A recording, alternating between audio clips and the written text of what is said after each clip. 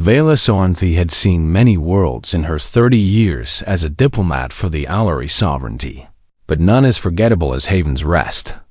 A small colony world sitting at the edge of known space where nothing important ever happened and nobody important ever visited. Her assignment here was meant to be a punishment. She knew that much. Her superiors had grown tired of her sharp tongue and her refusal to follow outdated traditions. So they sent her to this quiet corner of the galaxy to negotiate farming treaties with colonists who grew strange vegetables and kept to themselves. She expected boredom and she expected loneliness. And she expected to count the days until she could return to civilization. She did not expect to meet him. His name was Ethan Cole, and he worked in the colony's botanical gardens, a sprawling greenhouse complex where plants from 100 different worlds grew side by side in carefully controlled environments. He was tall for a human, with broad shoulders and hands that showed the rough texture of honest labor. And when Vela first saw him, he was kneeling in the dirt talking softly to a bed of purple flowers that had come all the way from Earth. "They get homesick," he explained when he noticed her watching. And his voice was so quiet she had to step closer to hear him. "These violets remember Earth even though they've never seen it. So I tell them stories about rain and forests and blue skies." Vela had laughed at that, thinking he was joking, but his eyes held no humor. Only a gentle sincerity that caught her off guard. "You talk to flowers?" she asked. "Someone should," he replied, and returned to his work without another word that should have been the end of it. A strange human with dirt under his fingernails and an odd habit of conversing with plants was hardly worth a second thought for a diplomat of her standing. But Vela found herself returning to the gardens day after day, watching this quiet man move among his flowers with a patience she had never seen in anyone. He never rushed, and he never raised his voice, and he never seemed to want anything from anyone. He simply existed in his small green world, content to nurture things that could not speak. Back when she finally gathered the courage to speak to him again, she asked what brought him to Haven's Rest. He paused for a long moment, his hands still buried in the soil, and something flickered behind his eyes. Something old and tired and impossibly sad. "I needed somewhere peaceful," he said at last.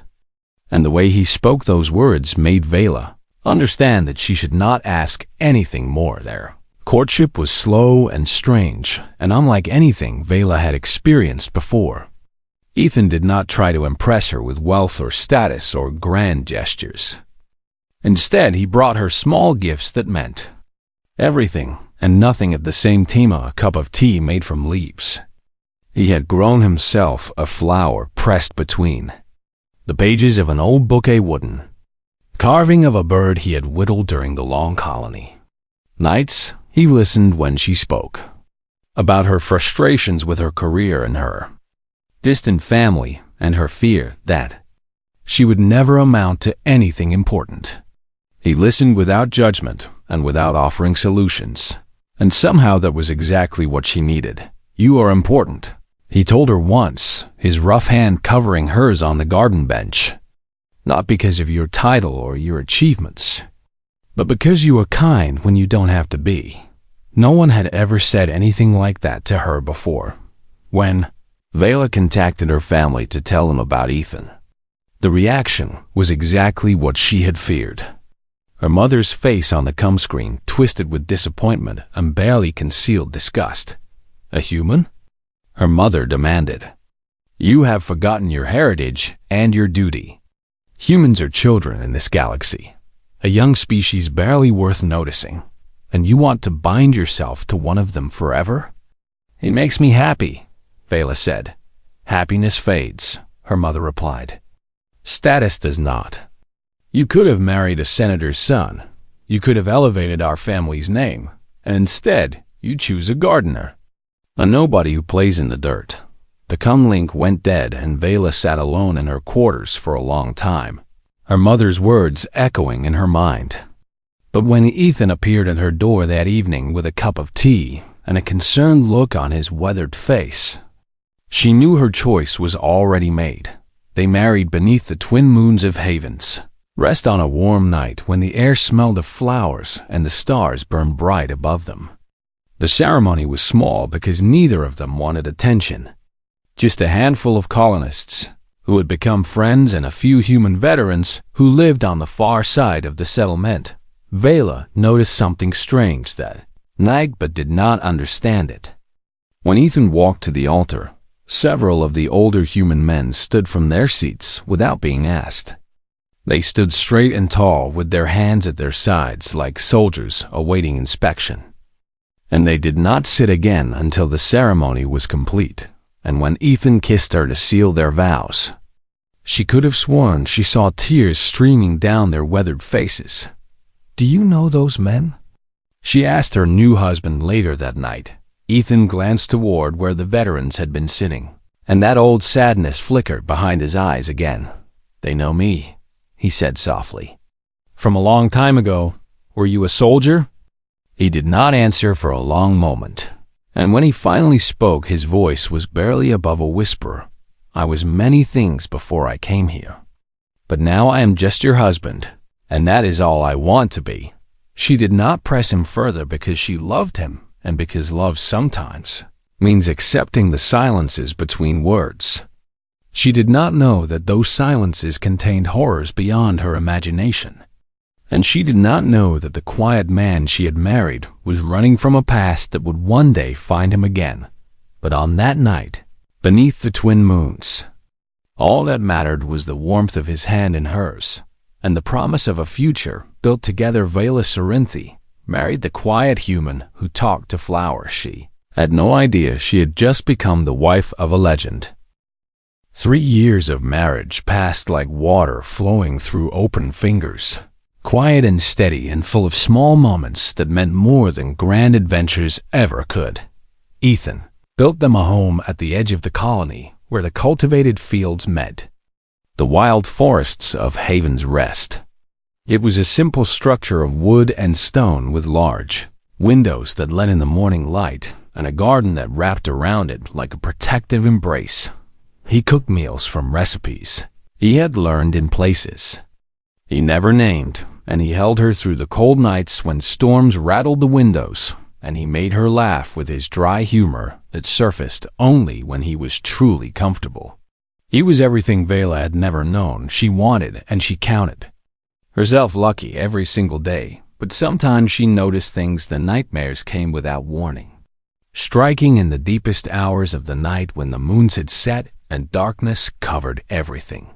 Ethan would go rigid beside her, his muscles locked tight as steel cables, his eyes wide open and staring at something she could not see. He never screamed during these episodes, and he never thrashed or cried out.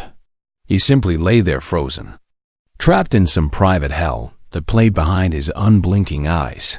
And when he finally returned to the present, he would slip out of bed without a word and stand in the garden until Sunris and Vela learned not to follow him during those times, because the one time she tried, she saw a look on his face that frightened her. Not anger, not violence, but an emptiness so vast and cold that it seemed to swallow the light around him. There were other things too. The way he moved when he forgot himself, flowing from one position to another with a liquid grace that seemed impossible for a man of his size. She had seen trained dancers who moved with less precision, and once she watched him catch a falling glass from across the room with a speed that made her gasp. The scars that covered his body like a map of suffering, thick ropes of tissue and thin white lines that crossed his chest and back and arms in patterns that spoke of violence she could not imagine. When she traced them with her fingers in their intimate moments, he would close his eyes and breathe deeply, but he never explained where they came from. And then there was the incident in the Market A freighter. Captain passing through the colony had been drinking since noon, his species known for their aggressive temper and their tendency toward petty crime. When he saw Vela counting currency at a vendor's stall, he decided she looked like an easy target. He grabbed her arm with one massive hand and pressed the tip of a pulse blade against her side, demanding her credits and jewelry with breath that smelled of cheap alcohol and rotten meat. Vela did not see Ethan move one moment. The captain was snarling threats into her face. The next, he was on the ground screaming. His arm bent at an angle that arms were never meant to bend. His weapon somehow lying 3 meters away in the dust. Ethan stood over him with an expression that chilled Vela to her core. It was not anger or satisfaction or even concern for her safety. It was simply nothing. A blank emptiness that made him look like a machine wearing human skin. Then the moment passed and Ethan was himself again, helping her up with gentle hands, his eyes full of worry and regret. "I'm sorry you had to see that," he said quietly, as the captain whimpered on the ground. "Are you hurt?" "What was that?" she whispered, still trembling. "How did you do that?" But he would not answer. He simply took her hand and led her home. And that night he sat in the garden until dawn, while Vela lay awake trying to understand the man she had married. She began searching for answers after that night, using her diplomatic access to scan through galactic databases and military records and immigration files. She searched for Ethan Cole from Earth and found almost nothing. He existed on paper as a ghost, a man who appeared on Haven's Rest 12 years ago with no prior history and no documented past. No military service, no criminal record, no family connections, no employment history. He was simply a name attached to a face with no story behind either one. Someone had erased him, she realized. Someone with the power and resources to wipe a person from existence had done exactly that. And the question of who and why kept her awake for many nights. Then the war began and everything changed. The Vreth Dominion had been rattling their weapons at the border for years, angry over trade disputes and territorial claims that stretched back generations. Most species ignored them because the Vreth were all noise and no action, more interested in posturing than actual conflict. But something had changed in their leadership. Some new faction had risen to power with hunger in their eyes and hatred in their hearts. And when they struck hard. 3 border systems fell in a single week, their defenses overwhelmed by wave after wave of Vreth shock troops. Billions of civilians fled toward the inner colonies, carrying nothing but the clothes on their backs and stories of horror that made even hardened soldiers weep. Haven's Rest was far from the front lines, but close enough to feel the tremors of galactic war. Refugee ships began arriving by the dozens, filling the colony's limited housing and straining its resources. The small militia scrambled to organize, knowing they had neither the training nor the equipment to face a real military force. Vela watched the news feeds with growing fear. But her true terror came from watching her husband. Something had awakened in Ethan since the war began. Something cold and sharp that lurked behind his gentle eyes like a predator waiting in tall grass.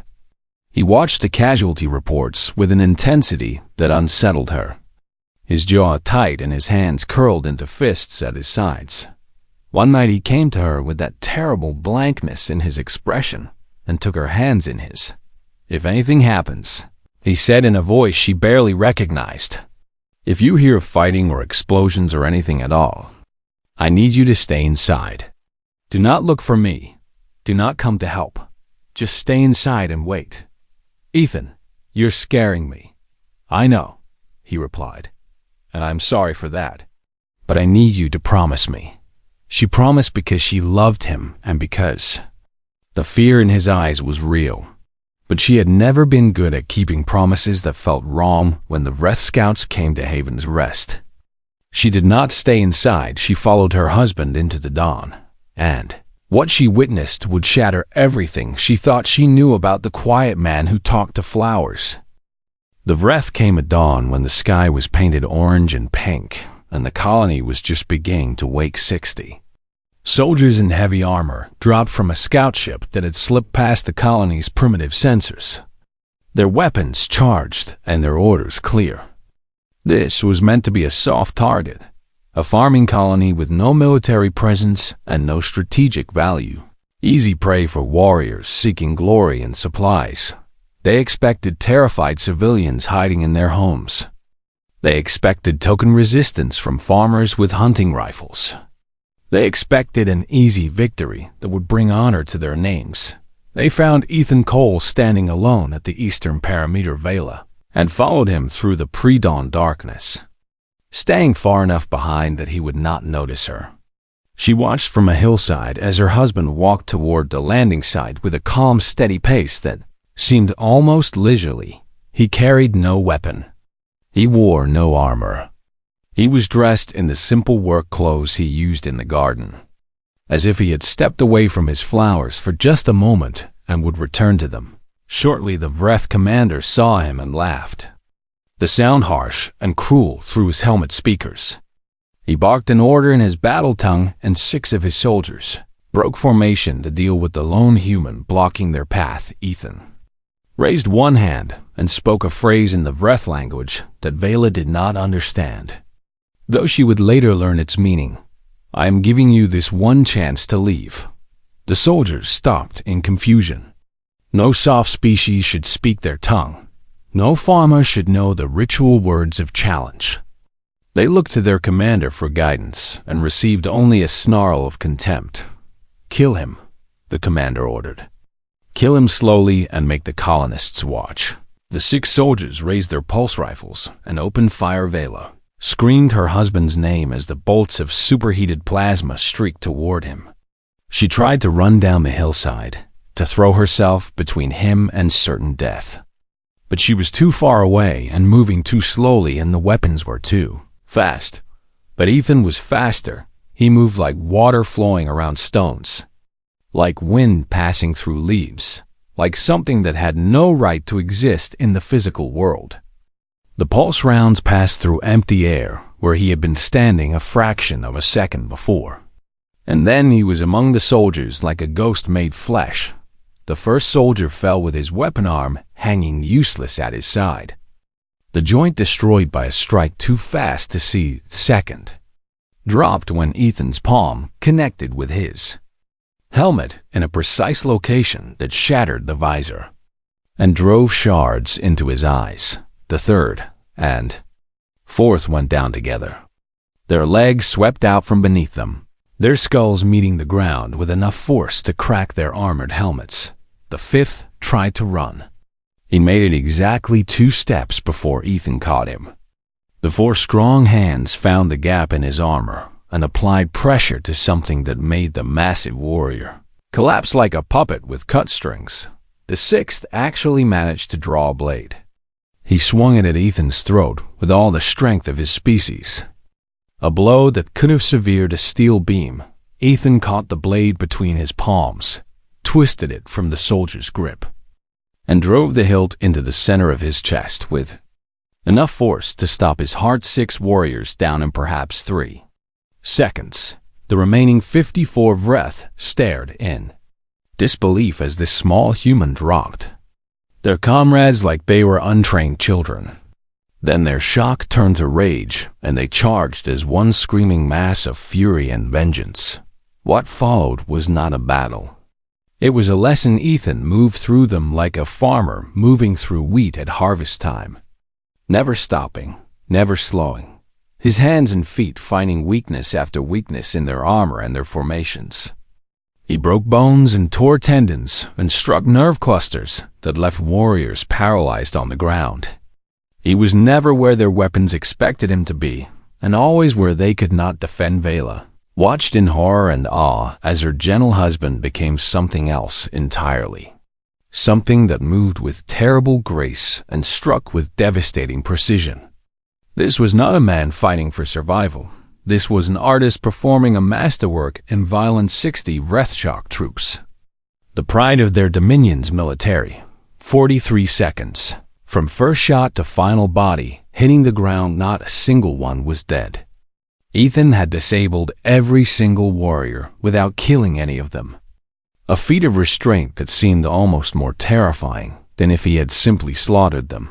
All when the colony militia finally arrived, summoned by the sounds of combat, they found a field of groaning bodies and one man sitting among them with his head bowed and his shoulders shaking. Marcus Reeve. the colony's security chief and a veteran of the old wars, pushed through his men to reach the scene. He was a hard man with gray in his hair and scars on his face.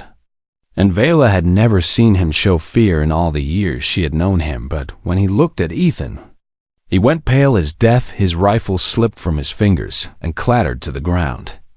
His knees buckled and he dropped into the dirt, kneeling before the quiet man who had just defeated an army alone. "My God," Marcus breathed, his voice trembling with something between terror and reverence. "It's you. After all these years, it's really you. You're the Whisper of Acheron." Vela felt the world tilt beneath her feet. She knew that name. Everyone knew that name. It was a legend, a ghost story, a tale that parents told their children and veterans whispered in dark bars when they had drunk too much 40 years ago. Humanity had nearly been exterminated by the Hegemony Collective, a coalition of species who decided that humans were too dangerous to be allowed to spread through the galaxy. The war had been brutal and one-sided, with colony after colony falling to the collective's superior forces. Then the Whisper of Acheron had appeared. One soldier, working alone, had infiltrated 17 hegemony command ships over the course of a single month. One soldier had killed the entire War Council in a single night and broadcast their deaths to every occupied world. One soldier had broken the collective's will to fight and ended a war that should have meant humanity's extinction. The Whisper had vanished after the war, his identity sealed and erased by Terran High Command. Some said he had died. Some said he had fled to the far reaches of space. And some said he had never existed at all. Just a myth created to frighten the collective into surrender. But now Viola was looking at him. Now she understood.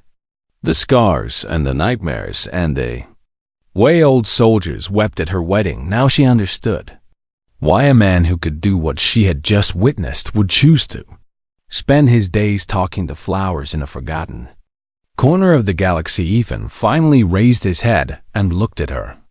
Across the field of broken soldiers, and in his eyes she saw something that shattered her heart. Fear. Not fear of the enemies he had just defeated, but fear of her. Fear of what she would think now that she knew the truth. "Vela," he said, his voice cracking. "I can explain," but she was already running.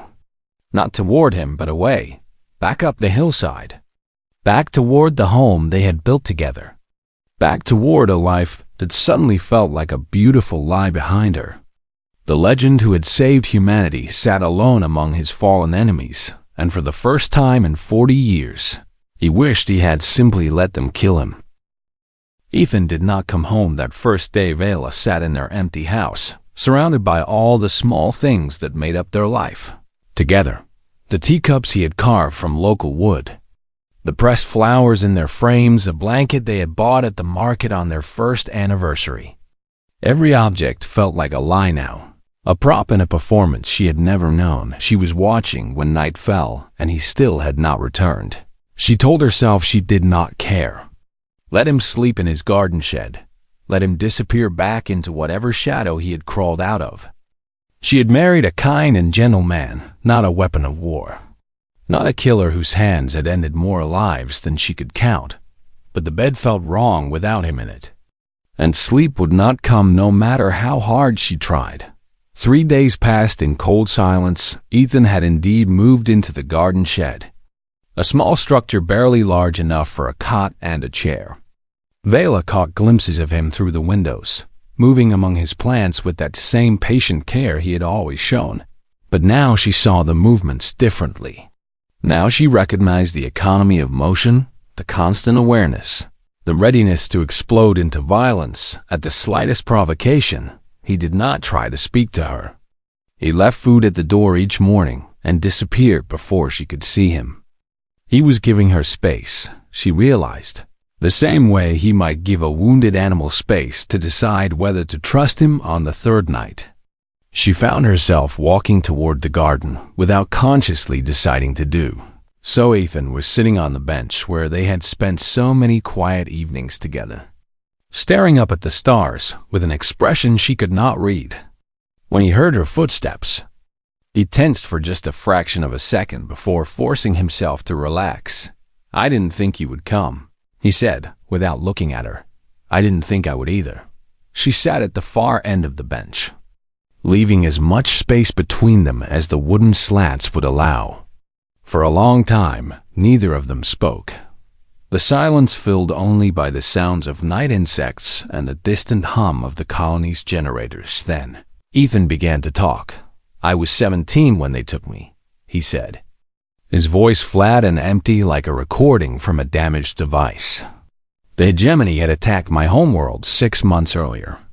They killed everyone I knew, my parents, my sister, my friends, everyone. I survived only because I was hunting in the mountains when the bombs fell." Vela said nothing. She simply listened. "The military found me in a refugee camp, half-starved and crazy with grief. They saw something in me, some potential I didn't know I had.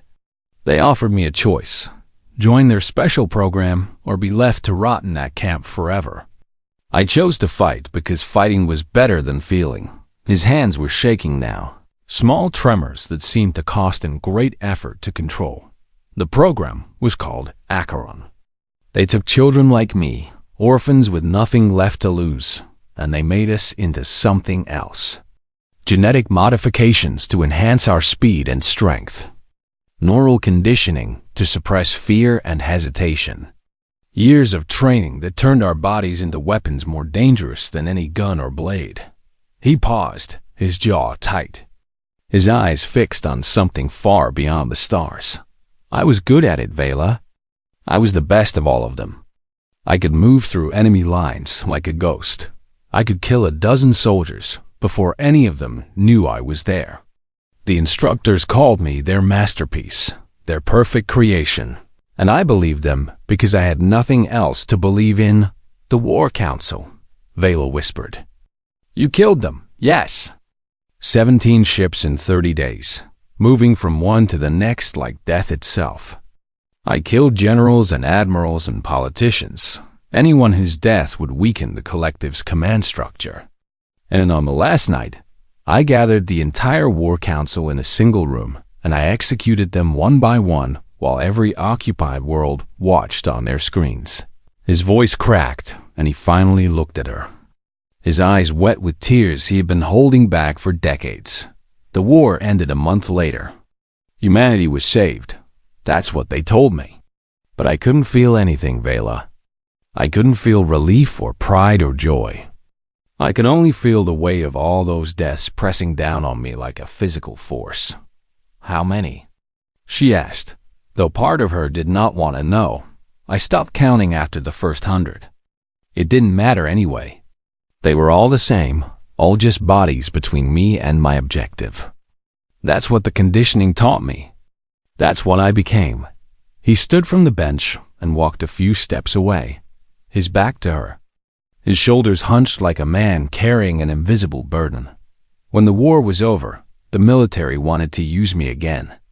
There were other enemies, other targets, an endless list of people who needed killing. But something broke inside me, Vela. I looked in the mirror and I didn't recognize what looked back. So I ran. You came here. I came here because it was the edge of nowhere, because no one would look for me in a place like this. I told myself I would spend whatever years I had left doing something good, something that created life instead of ending it. And then I met you. He turned to face her, and the raw vulnerability in his expression made her heart ache despite everything. You smiled at me when I told you I talked to flowers. You didn't think I was crazy or stupid. You just smiled like it was the most natural thing in the world. And I thought maybe, just maybe, I could be something other than a weapon. Maybe I could be a man who grows things and makes tea and loves his wife. You lied to me, Vela said, her voice thick with emotion. Every day for 3 years you lied. Yes, he admitted. Because I was afraid. Afraid that if you knew what I really was, you would look at me the way everyone else does. With fear, with disgust, with that horrible mixture of awe and terror that makes me feel like a monster instead of a person. Vela stood from the bench and walked toward him slowly, her mind racing with everything she had heard. This was the man who had held her through storms, who had planted gardens for her birthday, who had cried with joy at their wedding. But this was also the man who had killed more people than she could imagine, whose hands had ended a war through sheer devastating violence. Could she love both of these men? Did she even have a choice? She reached out and took his scarred hand in hers, feeling the rough texture of skin that had dealt death to hundreds, maybe thousands. He flinched at her touch like he expected her to strike him. "I married a gardener," she said quietly. "A man who brings me tea and listens to my terrible poetry and cries in his sleep. I didn't marry a legend, Ethan. I married you. I'm a monster," he whispered. "No," she replied. "You're a man who did terrible things because terrible things were done to him. And you've spent 40 years punishing yourself for surviving it." She squeezed his hand tighter. "I won't pretend I understand everything. I won't pretend I'm not scared of what I saw today. But I'm not leaving, Ethan. I made a promise under those moons, for better or worse. And I meant it." For the first time in 40 years, Ethan Cole wept without trying to hide it. Great heaving sobs that shook his entire body as decades of guilt and loneliness and shame poured out of him like poison from a wound. Vela held him through all of it. Her quiet human, her hidden legend, her husband. Tomorrow, the war would still be coming, and the wrath would still be hunting, and nothing would be simple or easy. But tonight, in a garden at the edge of the galaxy, two broken people held each other and began the long work of healing. The Vreth did not forget their humiliation word, spread quickly through their fleet networks. 60 of their finest shock troops had been defeated by a single human, a farmer who had broken their bodies without even killing them, as if they were so beneath him that they did not deserve the honor of death. The shame of it burned through the Dominion's warrior caste like fire through dry grass within a week. A full battle fleet appeared in the skies above Haven's Rest, of warships, carrying enough firepower to reduce the entire colony to ash. Led by a Vreth admiral who had sworn a blood oath to personally tear the human apart with his bare hands. They broadcast their intentions on open channels, demanding the colonists surrender the one called Ethan Cole, or face complete annihilation. The colony had no military, no shields, no weapons capable of scratching a warship's hull. They were farmers and traders and simple people who had come to the edge of space looking for a quiet life. They had no chance against even one of those ships, let alone 12. Vela expected Ethan to fight alone again, to slip into the shadows and do what he had always done. But instead, he did something that shocked her more than any display of violence could have. He spoke. He stood before the colony council and talked for nearly an hour, explaining Vreth tactics and psychology in detail that only someone who had studied them for decades could know. He outlined their weaknesses, their rigid hierarchy, their cultural obsession with personal honor that could be exploited by anyone who understood how to push the right buttons. Then he went to the militia and began to train them. Vela watched her husband move among the frightened volunteers with patient calm, correcting their stances, showing them how to use cover effectively, teaching them to fight as a unit instead of as individuals. He was not cold or distant during these lessons, but warm and encouraging, praising small improvements and gently correcting mistakes. "He's good at this," Marcus Reeves said, standing beside her at the training field. "Teaching, I mean. Most legends can't explain what they do. It's just instinct to them. But he breaks everything down so anyone can understand. He was made into a weapon," Vela replied. "He had to learn it all from nothing. And now he's giving that knowledge away," Marcus said, "making sure others can protect themselves. That's not what weapons do." When the Vreth fleet began its descent toward the colony, Ethan did something no one expected. He walked to the communications center and broadcast a message on open channels. His face unobscured, his voice clear and steady. "I am Ethan Cole," he said, "but you may know me by another name. I am the Whisper of Acheron." The transmission was received by every ship in the Vreth fleet and by countless relay stations throughout the sector. By tomorrow, the entire galaxy would know that the ghost of the old war was still alive. This colony is under my protection. I am giving you the same choice I gave your scouts. Leave now and live, or land and face the consequences. He paused, and something ancient and terrible crept into his eyes. I have been quiet for 40 years. I have grown flowers and made tea and tried to forget what I am. But I remember everything. Every technique, every strategy, every weakness in your species that I cataloged during the old war. You may send your warriors and you may send your fleets. But understand this.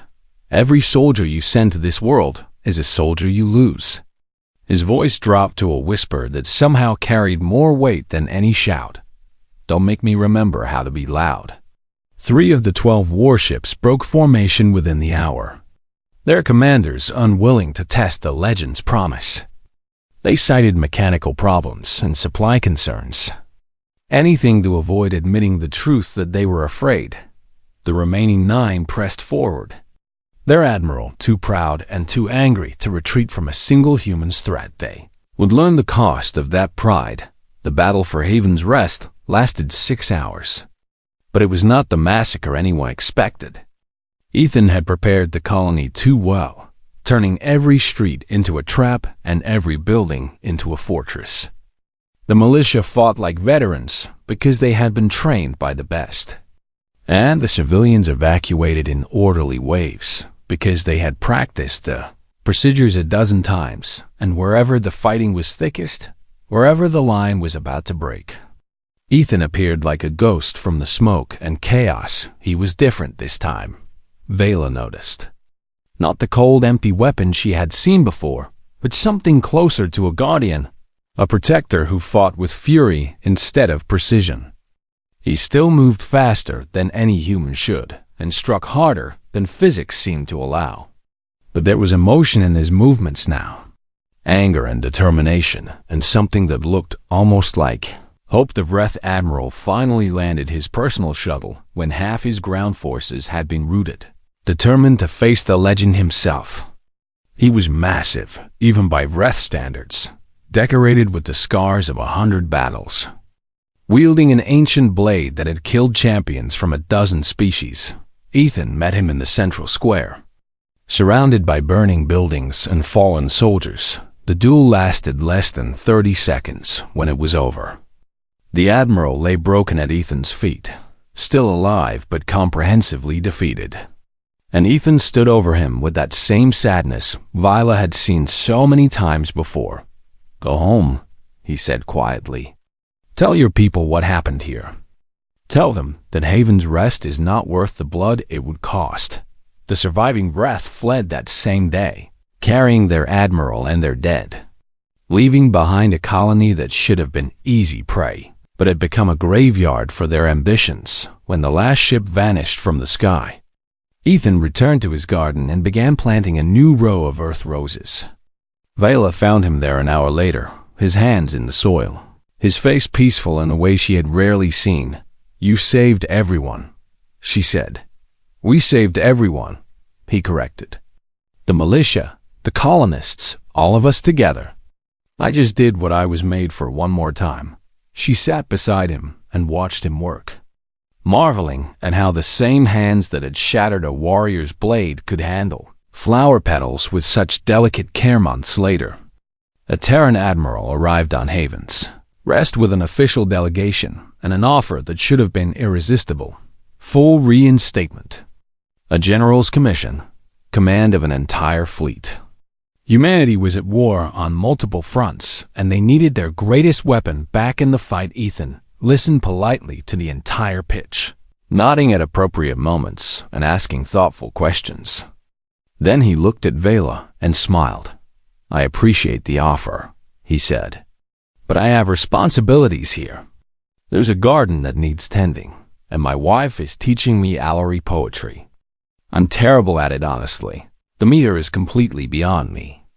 The Admiral stared at him in disbelief. "Humanity needs you," he said. "Humanity has plenty of soldiers," Ethan replied. "What I need is right here." He took Vela's hand in his. "I spent 40 years as a weapon. I think I've earned the right to be a person instead." The Admiral left empty-handed, and Ethan went back to his roses. And that night they sat together on their bench beneath the twin moons and talked about nothing important at all. "I have a question," Vela said as the stars wheeled overhead. "Anything. Who are you?" "Really? After everything I've learned, after everything I've seen, who is the real Ethan Cole?" He thought about it for a long moment, turning the question over like a stone in his hand. "I'm the luckiest man in the galaxy," he said finally. "Because you saw me before you saw the legend. You loved the gardener who talked to flowers before you knew anything else. And even after you learned the truth, you stayed." She leaned her head against his shoulder. "Just keep making me tea, whisper." He laughed. A warm, genuine sound that echoed across the quiet garden. "Every morning for the rest of my life," he promised, and somewhere in the vast darkness of the galaxy, the legend of the Whisper of Acheron continued to spread. But on one small world, at the edge of known space, there was only a man and his wife, and a garden full of flowers that remembered Earth. It was more than enough. It was everything.